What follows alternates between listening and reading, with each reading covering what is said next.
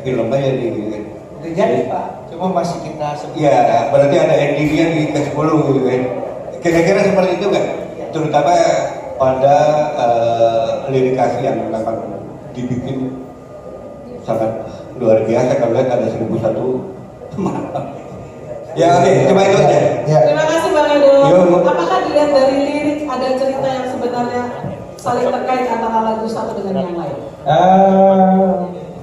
Practically tidak ada keterkaitan karena memang dalam membuat lirik biasanya dalam menulis lagu biasanya kita tidak terkonsep Bang. Dalam artian begini, membuat lagu itu kalau menurutku ya itu tidak boleh kalau menurutku gini, sesuatu yang datangnya spontaneous biasanya akan jauh lebih berasa lebih jujur biasanya Bang. Jadi kita nggak mengada-ngada atau mengarang-arang biasanya. Tapi ya mungkin kalau ada musisi yang bisa melakukan ya nggak apa-apa juga gitu. Berarti dia lebih pintar dari gue gitu. Karena gue nggak bisa. Tapi memang kalau dibilang dari musiknya dan rasanya memang lebih ke 70 memang Bang. Kita balik ke zaman dulu. Gue tuh kemarin tuh coba keluarin album. Kalau dibilang gini, lo nggak bosan apa? Gitu ya. Kok keluarannya gaya sebutin lagi. Gue tuh udah pernah bikin sebelumnya gaya EDM sama Ariel Niji waktu itu. Terus kita bikin yang full barat sama David Noah waktu itu. Apa kita coba udah rilisan yang sifatnya NFT blockchain kita udah pernah keluarin. Kita udah macam-macam deh, udah ngadi-ngadi banget tuh. Kita udah ke kiri banget, ke indie banget gitu. Meanwhile tiba-tiba 2 tahun yang lalu ada lagu Seventeen yang tahun 2012 rilisnya, jadi berarti kalau salah berarti 13 years ago, 13 tahun yang lalu itu tiba-tiba masuk ke chart Spotify nomor 1 sebulan setengah berturut-turut. Kan gue jadi bingung ya, lah ini gue capek-capek mikir keluarin album baru, mata-katik istilahnya ngajak kolaborasi musisi itu, kok malah lagu 13 tahun yang lalu masuk ke chart Spotify dan all platform di DSP. Terus yang 2, 3, 4, 5 nya tuh Juicy Lucy, Rizky Febian, gitu-gitu, Hi-Fi, kita. Nah ini gimana ceritanya maksudnya?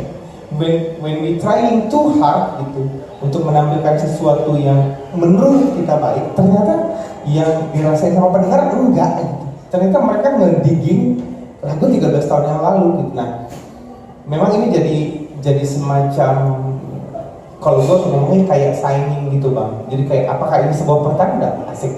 Gue harus mengembalikan lagu musik Seventeen yang dulu. Ada yang kangen nih gitu.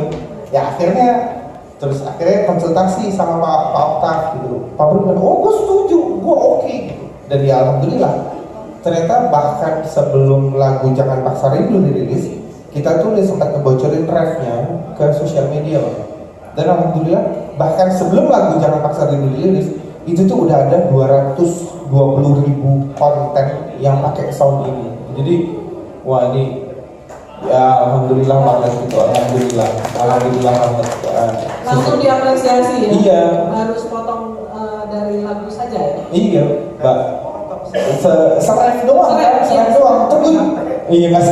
Terus gue bilang sama Pak, gue terharu banget. Terus dia bilang, kan lu udah pernah lagu laris gitu ya. Terus gue bilang, enggak, gue tuh ngerasa kayak musisi zaman dulu, musisi lawas, tapi rasa baru kalau gue, karena gue belum pernah ngerasain bagaimana nikmatnya lagu secara digital kan. Zaman dulu saat itu kan zaman CD dan kaset, nggak ada tuh dipakai soundnya di sosial media. Dan jadi gue ngerasa kayak, gue bisa loh, ada gitu-gitu, ada norak-noraknya, iya mas, ada norak-noraknya gue. Tapi gitu, enggak lah, norak keren itu berarti. Istilahnya ini ya, berjaya saat kau angkatkan kakimu, itu tahun 2012 sama aku yang telah merelakan. Minimal yang nyanyi itu bocil-bocil gamers. Jadi gue merasa kayak sampai waktu itu, tapi ini cerita sedikit ya. Sampai waktu itu gue tuh diundang, jadi gue diundang Jambore Nasional di Kalimantan Timur, khusus anak SMP Mbak. anak SMP. Terus tiba-tiba gue manggung di antara 10, 12, 15 ribu anak SMP. Gara-gara lagu itu rilis lagi, hits lagi. Terus mereka main gue dari bawah. Kan gue bilang, jangan panggil gue berhenti nyanyi sebelum jangan panggil saya Kak, panggil saya Om. Karena anak saya lebih tua dari kamu. Lintas generasinya gapnya jauh banget. Minimal yang mereka tahu lagu 12 tahun yang lalu menurut mereka tuh lagu baru gitu. Menurut gue kan kayak this is where the magic happen gitu lah. Dan kalau ditanya pencapaiannya apa, goalsnya apa dari album ini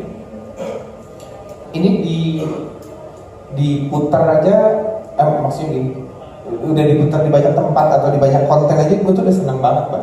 Balik lagi seneng banget. Gue tuh bingung soalnya, maksudnya gue tuh kemarin itu tuh istilahnya apa ya, mati-matian lah gitu. Cari konsep, cari musik produser, cari vokal director, cari pendapat lain, cari pendapat ini, pendapat itu, collab sama musisi ini, musisi itu gitu. Berusaha make something new buat adapt with era zaman sekarang. Lah kok ya yang ngangkat lagu 13 tahun yang lalu gitu. Dan itu 2 lagu gitu. Sorry itu tuh lagu tahun 2010. Astagfirullahaladzim. Ya berarti 15 tahun. Lalu gimana ceritanya gitu. Jadi gue bingung sama formulasi apa yang harus gue keluarin sekarang. Jadi benar-benar ini yang gue keluarin nanti tulus saja, nggak ada target apapun.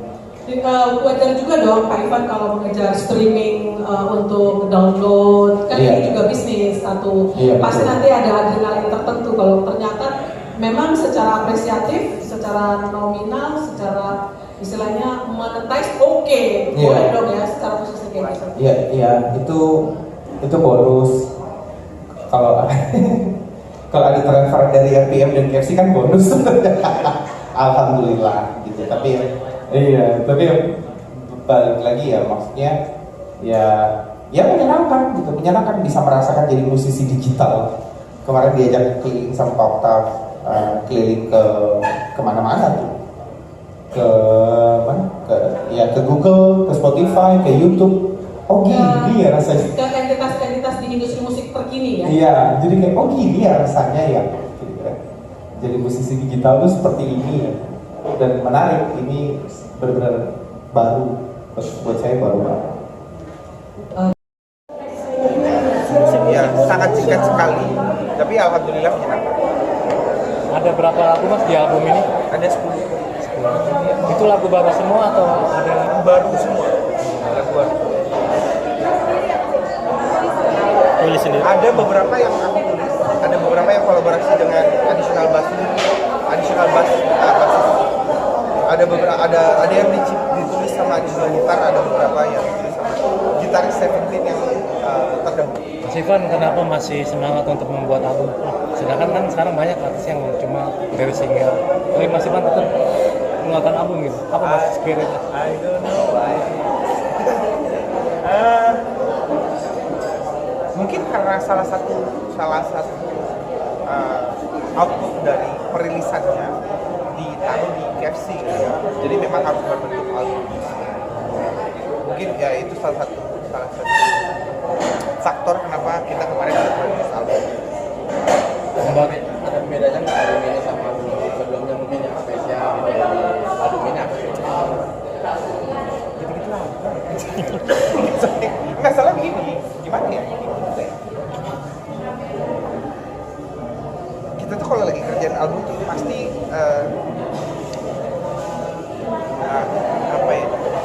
do as best as we can. Jadi semaksimal mungkin. Jadi kalau menurut gue sih semua album tuh spesial. Mau itu album sekarang, album terdahulu spesial. Cuman ya mungkin album ini adalah album dengan rasa yang baru karena kita kan Mas membagi waktu. nggak musisi banget ya jawabannya. Membagi waktu dengan pekerjaan sebagai ketua PFN seperti apa Mas? Iya. Ya yang pasti kalau office hour, makanya aku tuh tulis di bio Instagramku, aku tuh part timer musician. Jadi aku hanya menjadi musician on weekend atau di luar jam kerja. Kalau jam kantor ya memang fokusnya di PFN.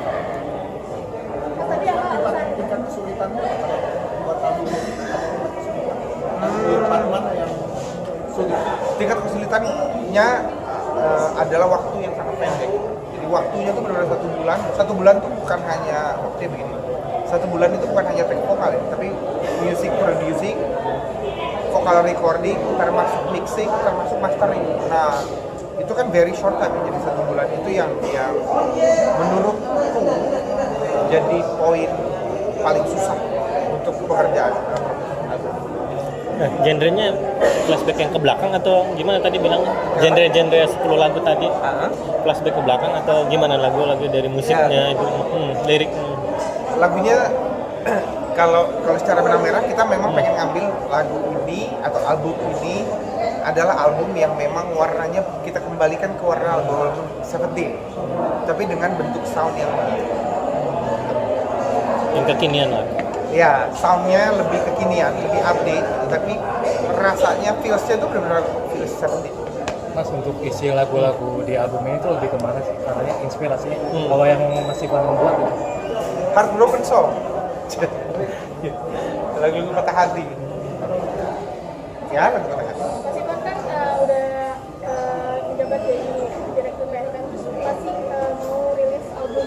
Triggernya mungkin apa mungkin masih mau eksis sebagai seorang Musisi. atau gimana? Kalau trigger paling utama ya orang-orang terdekat itu sih yang memang ternyata masih sangat percaya kalau aku masih bisa mengeluarkan karya. Ya salah satunya tadi ada Pak Oktav, ada basisku, ada istri, ada manajemen yang bilang ayo keluarin karya lagi. Jadi memang album ini tuh benar-benar jadi album yang nothing tulus buat. Balik lagi aku tidak berambisi untuk mengejar something, enggak, tapi lebih ke pembuktian, tapi hanya untuk orang terdekat aja. Kalau aku masih bisa mengeluarkan karya, karena mereka masih percaya sama aku. Kepada fans, kepada seperti nanti. Tapi dari keluarga gimana sih maksudnya? Ini kan keluarga dari orang-orang terdekat ya. Ya. Gimana maksudnya triggernya tuh gimana sih kayak kamu masih bisa nyanyi atau Berkarya. Kalau dibilang kamu masih bisa nyanyi, kalau gue sih nggak gitu juga sih. gimana tuh maksudnya? Kayak masih bisa dong. Mendorongnya Mendorong. Oh, mensupport. iya. Enggak sih, lebih ke ayo dong keluarin album lagi dong. Ayo dong keluarin karya lagi dong. Terus ya meanwhile kan kemarin itu kan ya seperti aku bilang ada sebuah anomali yang terjadi kan. Pada saat lagu Seventeen 15 tahun yang lalu tiba-tiba muncul kembali, bukan muncul kembali ya. Tiba-tiba muncul ke permukaan dan menempati top chart di berbagai macam digital streaming platform. Jadi kayak itu juga yang waktu itu cukup men-trigger orang-orang terdekatku untuk mendorongku mengeluarkan karya lagi. Ayo bikin lagi, tapi yang kayak Seventeen. Tapi Mas Ivan sendiri kangen apa gimana Mas? Apa yang lebih kangen tuh orang-orang terdekat yang kangen atau Mas Ivannya sebenarnya ya bisa aja gitu nggak kangen banget? Kangen pasti ada, kangen pasti ada. Kalau kangen pasti ada. Cuma kan cuma memang dorongan membuat album ini memang lebih besar dari eksternal, bukan dari internal pribadi. Kalau kangen ya pasti ada. Kalau aku sih, kalau misalnya memang tadinya kalau nggak didorong gitu ya, mungkin aku akan keluar album mungkin di tahun depan 2027. Masih pengen berkarya gitu, tapi nggak secepat ini gitu. Jadi teman-teman itu keluarga itu yang mereka yang mendorong kalau di tahun ini. Kaget gue. Seperti apa? Apakah tadi apa yang melibatkan audisional bass dari kita? Apakah bisa dibilang itu melanjutkan apa ya gaya bermusiknya kan kayak misalnya ada yang apa ya menjadikan Ivin Herman dan Bani gitu ya gaya mainnya jadi bisa kembalikan lebihnya gitu Mas seperti apa? Memang dari awal memang dari semenjak kejadian, semenjak pertama kali saya manggung lagi setelah kejadian, memang orang-orang yang saya cari jadi additional itu tuh memang orang-orang yang mirip gaya bermainnya sampai ke fisik. Tidak ada dasar alasan lain kecuali waktu itu kan saya kan merasa sangat tidak nyaman di atas panggung. Gimana caranya saya nyaman di atas panggung adalah mencari sosok yang secara fisik mirip, permainan mirip untuk menemani saya di atas panggung ini. Cuma memang kalau kalaupun ternyata memang album ini banyak sekali sumbangsi dari mereka, ya itu pasti menambah feels Seventeen anyway. Jadi bisa masuk juga. Terus tapi bisa dibilang sih ini melanjutkan legacy dari musik Seventeen. Bisa dibilang kan ya traumatis ada lah ya. Tapi maksudnya bagaimana sih itu bisa kalau ini loh Ivan mungkin bisa ada gitu. Yang mungkin bisa ditutupi pas yang maksud Ivan itu Seventeen gitu. Ya mungkin salah satu itu kan. Karena aku sudah pernah mencoba untuk menjadi orang lain. Maksudnya menjadi musisi dengan gaya lain dan ternyata it doesn't work, it didn't work. Dan ternyata ini yang aku bilang